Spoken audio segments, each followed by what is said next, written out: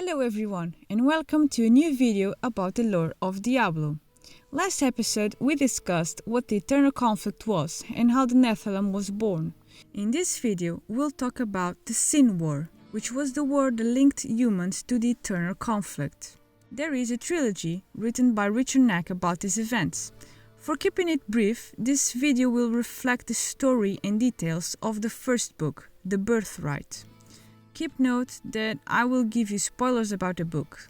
Apologize in advance. Without further ado, let's begin the telltale. Ever since Inarius altered the World Stone so that the Nephilim's powers could be dormant, the next generations of humans lived without a hint of power, not even the knowledge of what their ancestors' powers looked like. The year is around 1809.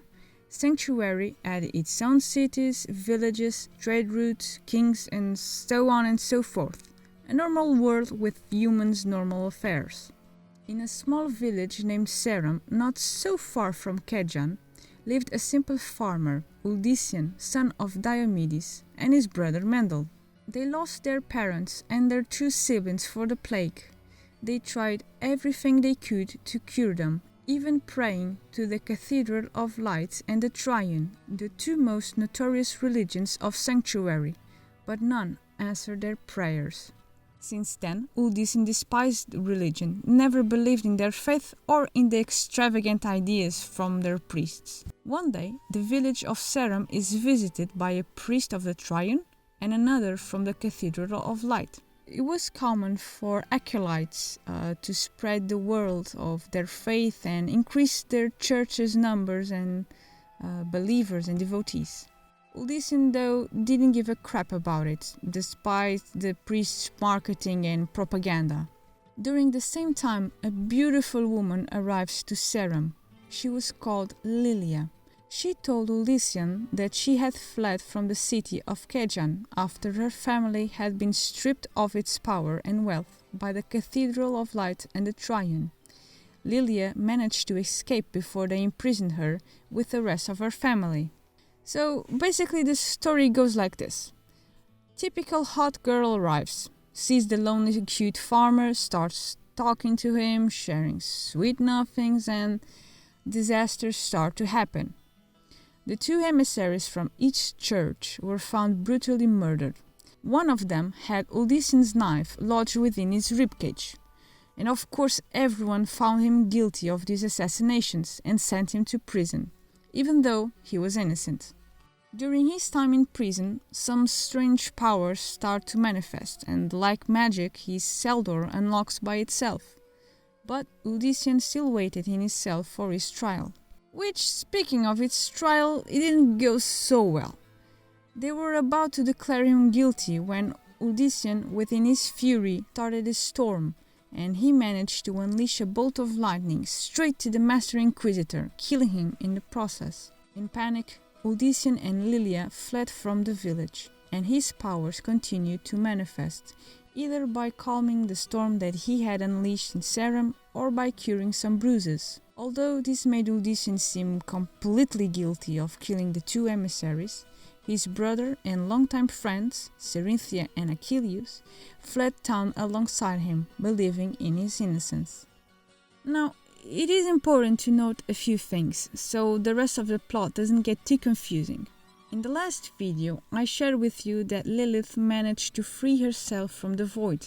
Inarius didn't even notice this. Continuing her low profile, she managed to put a spell on the World Stone, which gave the humans access to their original powers. Even though the spell opened the door, the humans needed help to get through it. So Lilith disguised herself as Lilith and started to perform tricks of magic or even empower Uldyssian's magic. She murders the two emissaries in Seram, so that Uldyssian can feel rage, fear, everything that could be useful to perform magic, and manipulating him into thinking it was all his doing, his powers, not someone else's. The Nephilim could be Lilith's once again. She could still have her army, but first she needed the Nephilim to take out her two biggest obstacles, the Triune and the Cathedral of Light. Now, why in the hell are these two religions so important? Well, long story short, the Triune is actually ruled by the three primevals in disguise, and the Cathedral of Light is ruled by Inarius, also in disguise. Let's go back in time for a bit. For a long time, humans began to thrive as they normally do, and from civilizations, the first being the Cain civilization. Think as Cain as the world metropolis. Everything nice was in Cain, especially studies about magic, which formally led to the creation of mage clans. The mage clans were fierce and competitive. Only the best of the best were worthy of the good title within the clan. One such mage, called Jeriarash, from the Vigere clan, was seen as a weak mage to his peers. For someone who had big ambitions, this didn't go well. Filled with rage and tragedy after losing his family, Jerry started to contact spirits until he managed to summon them. Only to his surprise, the spirits he summoned were actually demons. From this moment, the burning hells learned the existence of sanctuary, and Jerry's heart, still filled with dark emotions, kept summoning the demons one by one. The primevals then created the Triune, so their influence on humanity could grow. By counterbalancing this force, after learning the presence of the primevals, Inarius forms the Cathedral of Light and takes the image of a mysterious and charismatic ruler, the Prophet. Now that you have all the context, let's return to Uldyssian and his friends. Slowly but surely, he shows his newfound powers to the people, and everyone starts seeing him as a savior, a miracle.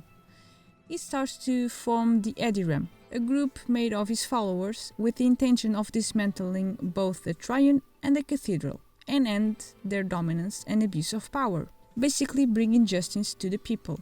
During their travels, Uldyssian and his friends fight some high-ranking priests from the Triune, and later on Uldyssian finds that Lilia is actually a demon called Lilith.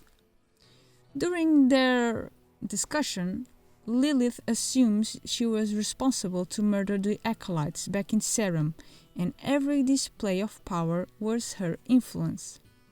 From now on, Uldyssian truly thought he was powerless and felt lost, which opened the perfect opportunity for his enemies to attack him. The Triune was already hunting him, and they sent their leader, Lucian, to finish him. Lucian was actually the son of Mephisto and Lilith's brother. During an intense confrontation, Achilles lost his life, and Uldyssian's power fully unlocked, proving to be even more powerful than anyone anticipated, even killing Lucian, a powerful demon and the very own son of Mephisto the Primeval. And this is where the first book of the Sin War Trilogy ends. Thank you everyone for watching. If you enjoyed this little bit of lore, stay tuned for future videos. I'm actually having a lot of fun making this, and I freaking love Diablo lore. Even though this is my second video, I'll keep making this and experiment a bit more. For everyone watching this, thank you, be safe, and enjoy the lore.